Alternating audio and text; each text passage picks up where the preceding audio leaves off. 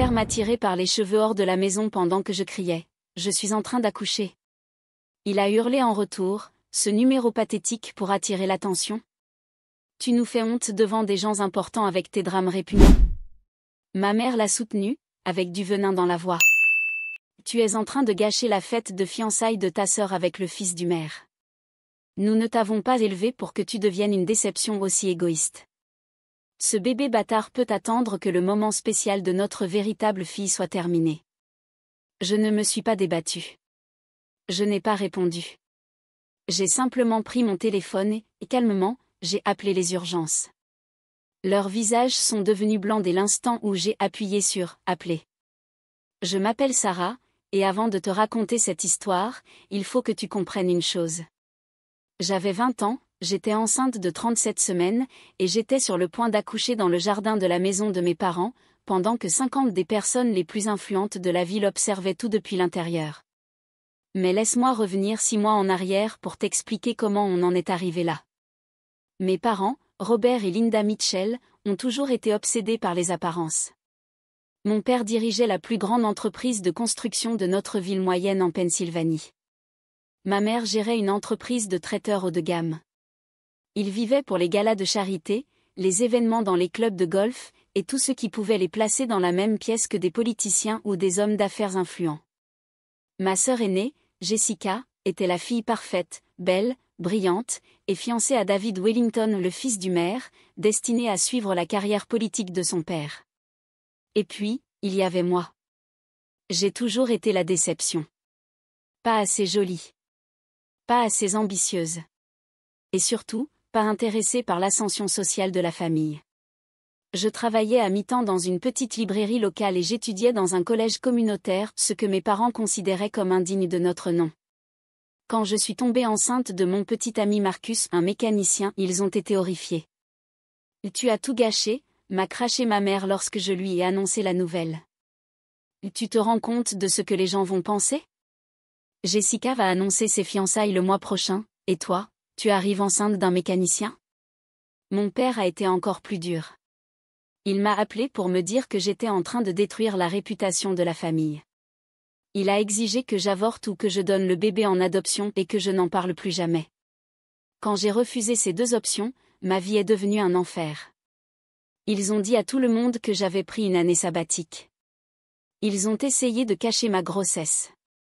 J'avais l'interdiction de sortir de ma chambre quand il y avait des invités. Je restais enfermée pendant les dîners. Traité comme un secret honteux. Marcus et moi avions prévu d'emménager ensemble après la naissance du bébé. Il économisait et avait trouvé un petit appartement de l'autre côté de la ville. Mes parents le savaient. Ils comptaient les jours jusqu'à être débarrassés de moi. Ils avaient déjà raconté à leurs amis que j'allais partir étudier en Californie. La fête de fiançailles était prévue pour un samedi de mars. Jessica la préparait depuis des mois, avec l'aide de maman, un événement luxueux dans notre jardin, avec chapiteau, traiteur haut de gamme, et une liste d'invités qui ressemblait à un « Who is Who » de la politique et des affaires locales. Le maire et sa femme seraient présents, ainsi que des conseillers municipaux, le chef de la police, plusieurs juges, et les PDG des plus grandes entreprises de la ville. J'étais enceinte de 37 semaines et j'avais des contractions irrégulières depuis plusieurs jours. Je l'ai mentionné à maman, mais elle m'a écarté avec froideur, disant que ce n'était que des contractions de Braxton X, et que je dramatisais. Elle refusait que je consulte un médecin avant la fin de la fête, elle ne voulait pas risquer que des complications viennent gâcher le grand jour de Jessica. Le matin de la fête, je me suis réveillée à 4 heures avec une douleur intense. À 6 heures, les contractions arrivaient toutes les 8 minutes, de plus en plus fortes. J'ai trouvé maman dans la cuisine, en train d'arranger des fleurs, et je lui ai dit que je croyais que le travail avait commencé. « Absolument pas », a-t-elle répondu sèchement. « Tu ne vas pas faire ça aujourd'hui. Prends un médicament et reste dans ta chambre jusqu'à ce que la fête soit finie. Je ne te laisserai pas gâcher le moment de ta sœur avec tes caprices. » Maman, je n'invente rien. Le bébé arrive. Le bébé naîtra quand je dirai qu'il peut naître. Maintenant, monte et reste là-haut. À midi, les invités ont commencé à arriver, et j'étais en souffrance. Les contractions arrivaient toutes les 4 minutes et je ne pouvais presque plus tenir debout. J'ai essayé d'appeler Marcus, mais mes parents m'avaient confisqué mon téléphone. Je suis allée frapper à la porte de la chambre de Jessica pour implorer son aide, mais elle m'a simplement lancé un regard de mépris. « Tu peux être encore plus égoïste », a-t-elle dit. « C'est le jour le plus important de ma vie et tu essaies d'en faire un drame autour de toi. Reste tranquille encore quelques heures, d'accord ? Reste tranquille, comme si j'étais une gamine capricieuse. » À 15 heures, j'étais pliée en deux par la douleur. J'entendais la fête battre son plein en bas, des rires, des toasts, le maire prononçant un discours sur sa merveilleuse future belle-fille. J'ai tenté de me rendre aux toilettes, mais je suis tombée dans le couloir, hurlant de douleur pendant une autre contraction. C'est à ce moment-là que mon père m'a trouvée. « C'est quoi ce bordel ?» a-t-il rugi, me saisissant par les cheveux et me traînant vers l'escalier. « Tu vas tout gâcher. »« Je suis en train d'accoucher », ai-je crié. Mais il ne voulait rien entendre.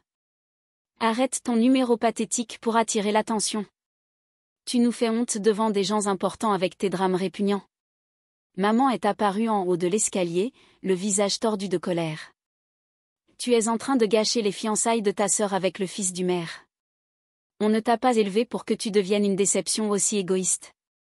Ce bébé bâtard peut attendre que le moment spécial de notre véritable fille soit terminé. » Mon père m'a traîné en bas des escaliers et poussé jusqu'à la porte d'entrée. Je voyais les visages choqués des invités à travers la fenêtre, des gens que je connaissais depuis toujours, témoins de mon père agressant physiquement sa propre fille enceinte. Certains semblaient inquiets. D'autres, juste curieux de ce drame en direct.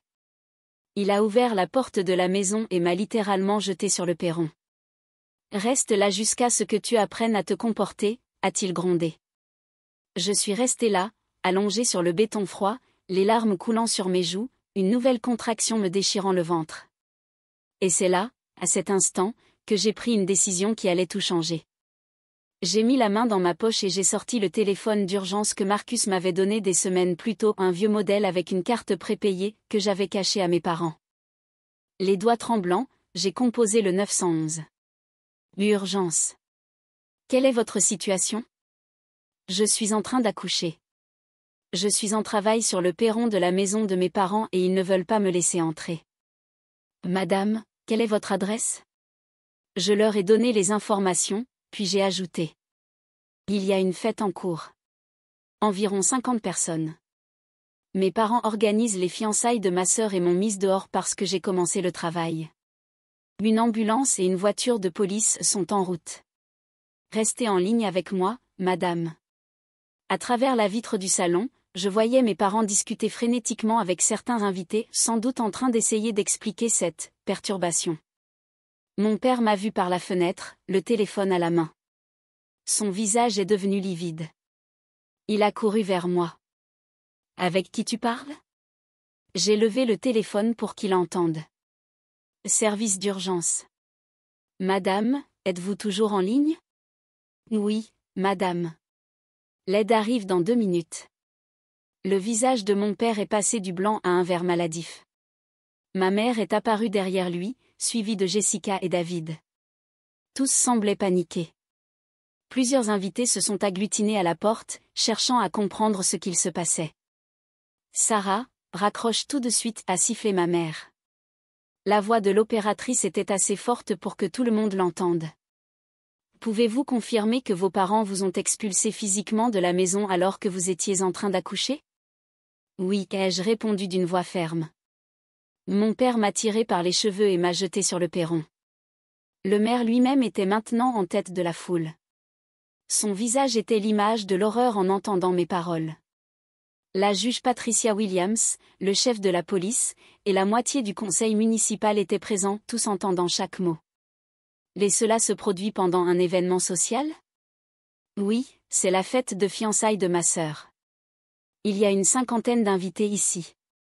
Y compris le maire et plusieurs officiels de la ville. C'est à ce moment que nous avons entendu les sirènes. Une ambulance, 2 voitures de police, et même un camion de pompiers descendaient notre rue résidentielle tranquille.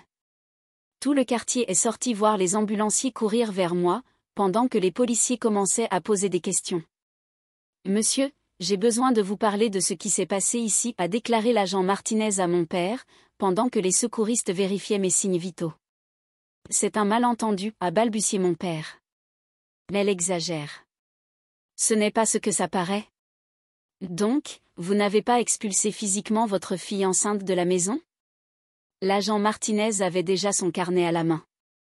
Les invités se répandaient sur la pelouse. Téléphone en main, filmant tout. J'ai vu ma mère essayer de repousser les gens à l'intérieur, mais c'était trop tard. Le spectacle avait déjà commencé. Monsieur, nous devons l'emmener à l'hôpital immédiatement, a annoncé le chef de l'équipe médicale. Elle est en travail depuis des heures. Ce bébé va arriver très bientôt. Alors qu'il me plaçait sur le brancard, j'ai entendu la juge murmurer au maire. C'est absolument inacceptable. Expulser une femme enceinte en pleine urgence médicale? Il faut qu'on parte, a soufflé le maire à sa femme. David, on s'en va. Et un à un, les invités ont commencé à s'en aller. En 10 minutes, la fête que mes parents avaient mis des mois à organiser était terminée. Le chapiteau était vide. Le buffet hors de prix, gâché. Et ma famille était debout à l'entrée, interrogée par la police. J'ai donné naissance à ma fille, Emma, 4 heures plus tard. Marcus est arrivé à l'hôpital juste à temps pour assister à l'accouchement. Elle était parfaite. 3,2 kilos de pur miracle. Pendant que je tenais ce magnifique bébé dans mes bras, mes parents étaient chez eux, tentant de contenir les dégâts. Mais il était déjà trop tard. Le lundi matin, toute la ville savait ce qui s'était passé. La une du journal local titrait. Une femme enceinte expulsée de chez elle en pleine urgence médicale. L'article était accompagné d'une photo de moi, transportée dans l'ambulance, avec mes parents en arrière-plan, visiblement coupables. Mais le vrai choc est venu des réseaux sociaux. Quelqu'un à la fête avait tout filmé, y compris des extraits audibles de mon appel aux urgences depuis l'entrée. La vidéo est devenue virale. D'abord dans la région. Puis bien au-delà de notre ville. Le hashtag Justice pour Sarah a commencé à prendre de l'ampleur. Les numéros des entreprises de mes parents ont été partagés en ligne. Les évaluations ont chuté. L'entreprise de construction de mon père est passée de 4,5 étoiles à 1,2 en une nuit. Est-ce que vous feriez confiance à un homme qui jette sa propre fille enceinte dehors pour construire votre maison? L'une des critiques disait. S'il traite ainsi sa propre famille, imaginez comment il traite ses employés et ses clients. L'entreprise de traiteur de ma mère s'est effondrée encore plus vite. Critique après critique s'accumulait. Gens absolument répugnants. Ils ont littéralement mis leur fille enceinte dehors en plein accouchement. Je ne leur confierai jamais ma nourriture ni mon événement. Le maire a publié un communiqué officiel pour se désolidariser de ma famille. David a rompu les fiançailles avec Jessica, expliquant qu'il ne pouvait pas s'associer à des gens capables de traiter un membre de leur famille de cette façon. Évidemment, Jessica m'a accusé d'avoir ruiné sa vie. Mais l'opinion publique n'était pas de son côté. Les journaux locaux ont repris l'histoire, suivis par les chaînes régionales. Et, en moins d'une semaine, nous recevions des appels de la presse nationale. Mes parents ont tenté de limiter les dégâts, affirmant qu'ils avaient simplement essayé de m'emmener à l'hôpital, et que tout cela était un malentendu. Mais l'enregistrement de l'appel aux urgences a détruit ce mensonge en quelques secondes. Les services de protection de l'enfance ont ouvert une enquête. La police a porté plainte pour violence et mise en danger d'une personne vulnérable, car j'étais encore techniquement à leur charge. Le procureur, qui était présent à la fête et témoin direct de la scène, s'est récusé, mais son adjoint s'est empressé de faire de mes parents un exemple public. Les conséquences économiques furent immédiates et terribles. Mon père a perdu 3 contrats majeurs en 2 semaines, dont un projet municipal d'1 million de dollars. Apparemment, les politiciens préfèrent éviter de collaborer avec un homme accusé d'avoir agressé sa propre fille enceinte. Ma mère a perdu son plus gros client, le club de golf de la ville. De nombreux mariages ont été annulés. Mais je n'en avais pas encore fini.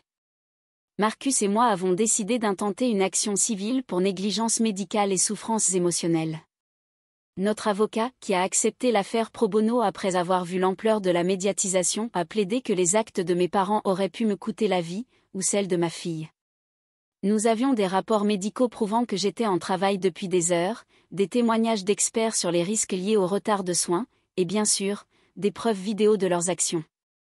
Le procès civil est devenu une nouvelle bombe médiatique. Durant les audiences, le vrai visage de mes parents est apparu au grand jour. Ma mère a déclaré qu'elle pensait que je faisais semblant malgré le fait qu'elle-même avait accouché 2 fois. Mon père a expliqué qu'il m'avait jeté dehors pour me pousser à affronter mes responsabilités. Leur avocat a tenté d'argumenter qu'il cherchait simplement à maintenir l'ordre durant un événement social important. Mais cette défense s'est effondrée dès que mes examens médicaux ont été présentés. J'étais en travail actif. Ma poche des os avait rompu. Les contractions étaient rapprochées et intenses. N'importe quelle personne raisonnable aurait appelé une ambulance immédiatement. Le procès a duré plusieurs semaines. Chaque jour, la salle d'audience était remplie de journalistes et de citoyens. Mes parents, assis au banc des accusés, semblaient de plus en plus désespérés à mesure que témoin après témoin décrivaient ce qu'ils avaient vu. La juge présente lors de la fête s'est récusée, mais le remplaçant n'a montré aucune clémence. Il avait vu les vidéos virales, lu les articles et écouté l'audio de l'appel d'urgence. Quand l'avocat de mes parents a suggéré que j'avais tout orchestré pour attirer l'attention, le juge a visiblement été outré. « Maître, êtes-vous en train de dire qu'une jeune femme aurait simulé un accouchement, avec des preuves médicales et des témoins, juste pour embarrasser ses parents lors d'une fête ?» Il a marqué une pause, puis ajouté. « Ce n'est pas seulement invraisemblable. C'est une insulte à l'intelligence de ce tribunal. » Le jury a délibéré moins de 3 heures. Verdict, coupable de violence, négligence, souffrance psychologique et mise en danger d'une personne vulnérable. La condamnation a été significative. 350 000 $ de dommages et intérêts, plus tous les frais médicaux et les honoraires d'avocats couverts. Mais l'argent n'était que le début de leur descente aux enfers. L'entreprise de mon père ne s'est jamais remise. Il a perdu contrat après contrat, et sa réputation était irrémédiablement détruite. 6 mois plus tard, il a dû déclarer faillite et vendre sa société à un concurrent, pour une bouchée de pain. L'entreprise de traiteur de ma mère a été liquidée. Personne ne voulait engager la femme qui a traité son petit-fils de bâtard devant l'élite de la ville. Ils ont dû vendre la maison familiale pour payer les dommages et intérêts et leurs avocats. La même maison qui avait accueilli tant de réceptions, a été achetée par le patron de Marcus. Il a payé cash, avec une remise de 30%, grâce à la mauvaise réputation des anciens propriétaires. Jessica ne leur a jamais pardonné d'avoir ruiné ses fiançailles. Elle a déménagé dans un autre état, changé de nom de famille, et coupé tous les liens familiaux. Elle les blâmait d'avoir détruit la vie qu'elle avait rêvée avec David et honnêtement, elle n'avait pas tort. Mes parents ont fini dans un petit appartement de l'autre côté de la ville, travaillant dans la grande distribution pour joindre les 2 bouts.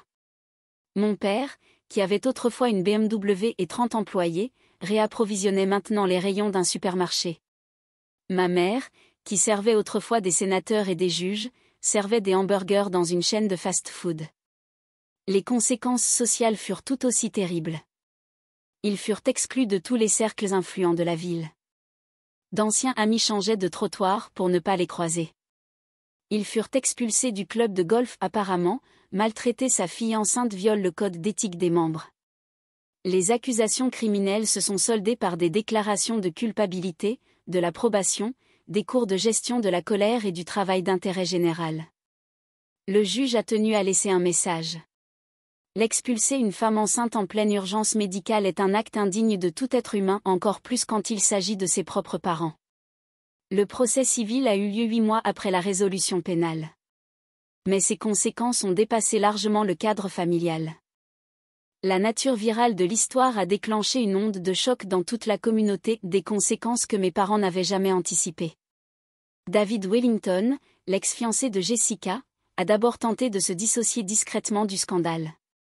Mais lorsque les journalistes ont commencé à l'interroger sur ses liens avec ma famille, il a commis l'erreur fatale de tenter de les défendre publiquement. Il a accordé une interview à la presse locale, affirmant que mes parents étaient de bonnes personnes qui avaient fait une erreur sous pression, et que toute cette histoire avait été exagérée. Cette déclaration s'est retournée contre lui de manière catastrophique. Les réseaux sociaux ont explosé de critiques. Comment pouvait-il défendre des gens qui avaient mis en danger la vie d'une femme enceinte? Une nouvelle vague de hashtags a émergé, dénonçant son manque de discernement. Le bureau du maire a reçu des dizaines d'appels exigeant que David soit démis de ses fonctions au sein du comité d'urbanisme de la ville, où il siégeait bénévolement. Sa carrière juridique, soigneusement façonnée depuis l'enfance, a pris un sérieux coup. Le cabinet d'avocats où il travaillait lui a demandé de prendre un congé indéfini après que plusieurs clients aient exprimé des doutes sur son jugement professionnel. Sa réputation dans le milieu juridique local était irrémédiablement entachée, et 6 mois plus tard, David a quitté la ville, espérant reconstruire son image ailleurs, dans un autre état. Jessica, qui au départ m'en voulait pour avoir ruiné ses fiançailles, a fini par réaliser que la chute de David était le résultat de ses propres actes. Un soir, elle m'a appelée en pleurs, pour me présenter ses excuses.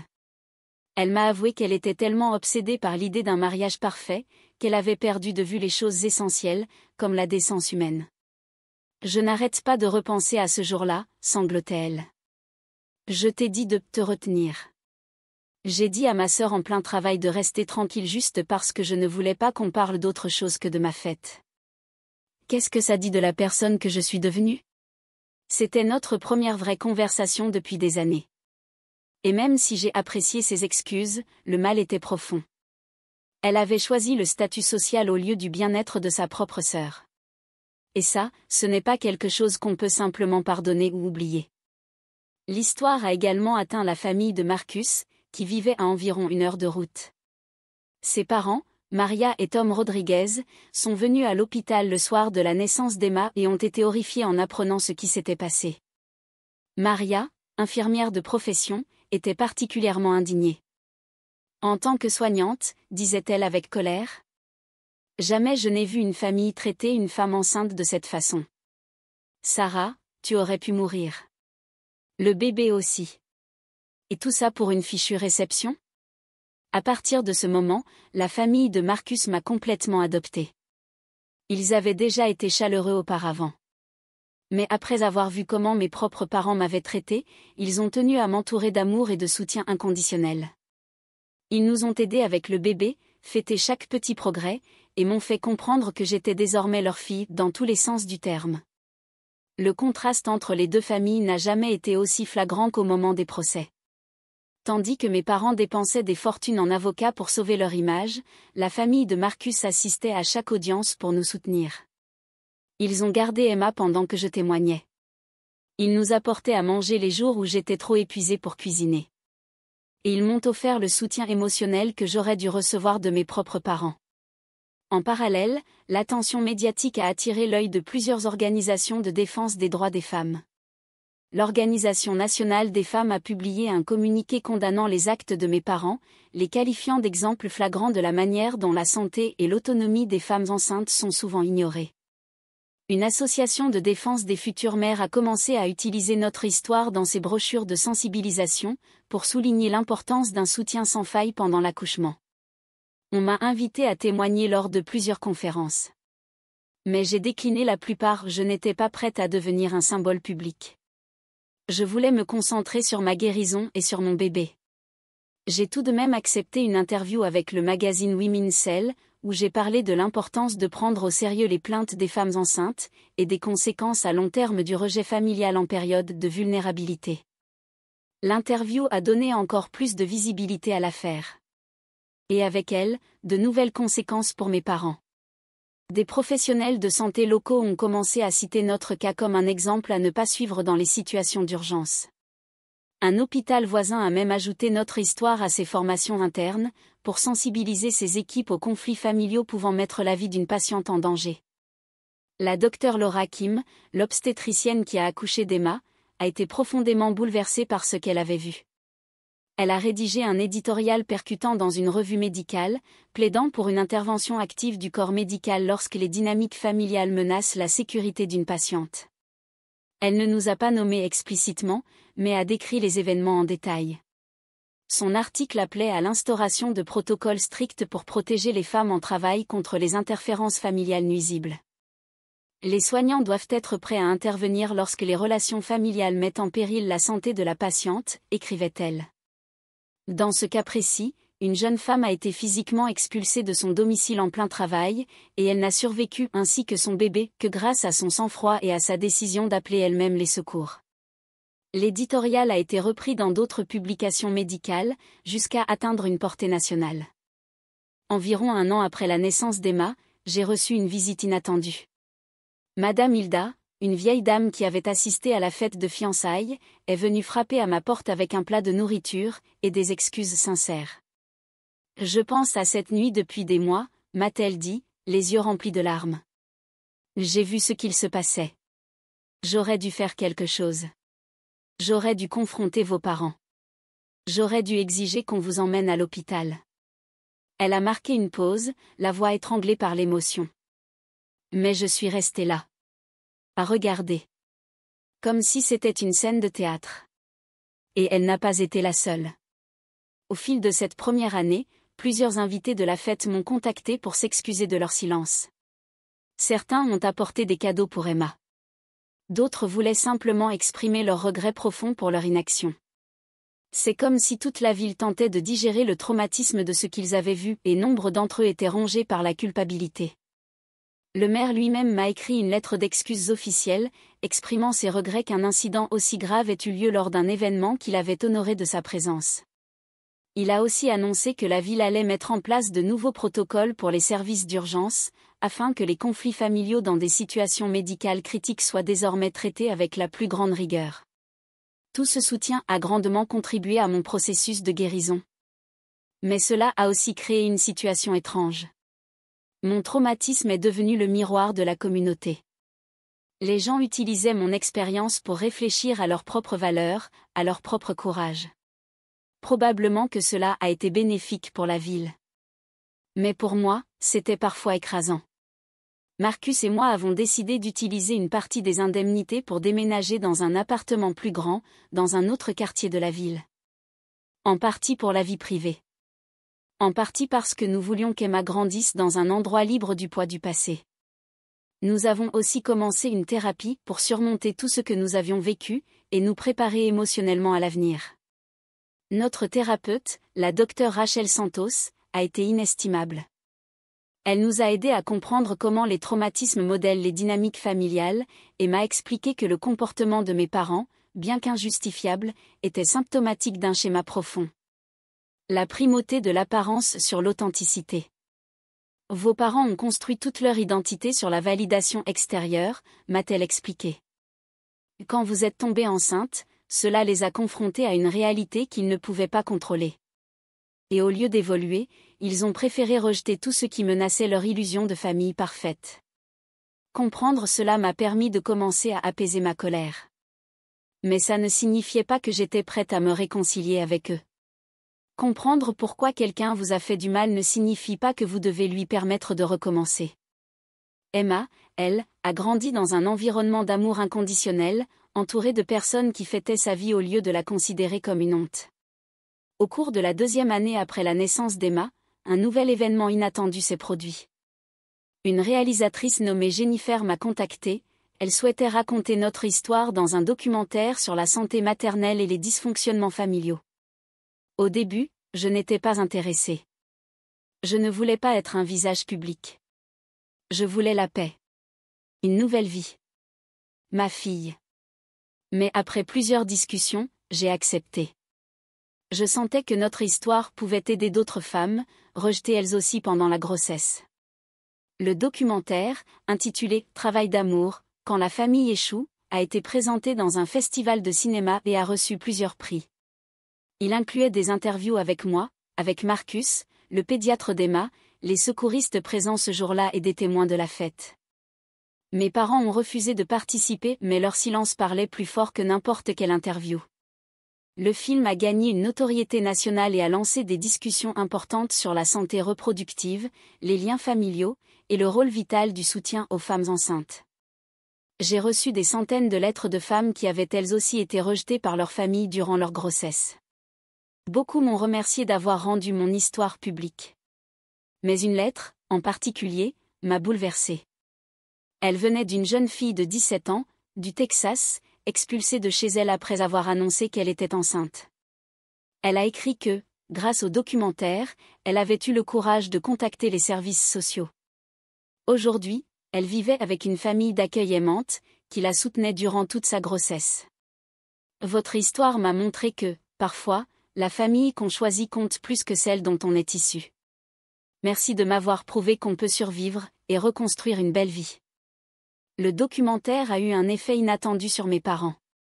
On m'a raconté que mon père avait pleuré lors d'une projection dans un cinéma local. Apparemment, entendre les secouristes expliquer les risques mortels que nous avions encourus. Et voir des experts décrire à quel point Emma et moi avions frôlé la mort, l'avait forcé à affronter la réalité. Mais c'était trop tard. Rien ne pouvait effacer ce qu'ils avaient fait. À la même époque, j'ai appris que mes parents avaient commencé une thérapie de couple, pour essayer de sauver leur mariage après des années de culpabilité refoulée. D'après Jessica, qui avait recommencé à m'appeler de temps à autre pour avoir des nouvelles d'Emma, les séances étaient explosives. Chacun rejetait la faute sur l'autre. « C'est toi qui as insisté pour qu'elle reste cachée à l'étage », criait ma mère. « C'est toi qui l'as traînée par les cheveux jusqu'à la porte », hurlait mon père. Le thérapeute leur a dit que leur relation ne pouvait pas être sauvée tant qu'ils refusaient d'assumer leurs responsabilités. Mais aucun des deux n'en avait la maturité émotionnelle. 4 ans plus tard, j'ai croisé ma mère par hasard, dans un supermarché. Elle semblait vieillie, fatiguée, vêtue de l'uniforme du restaurant où elle travaillait désormais. Quand elle a vu Emma dans le chariot, son visage s'est figé. « Sarah », chuchota-t-elle.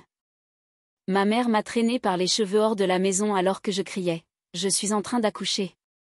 Elle a répondu en hurlant. Cette mise en scène pathétique pour attirer l'attention.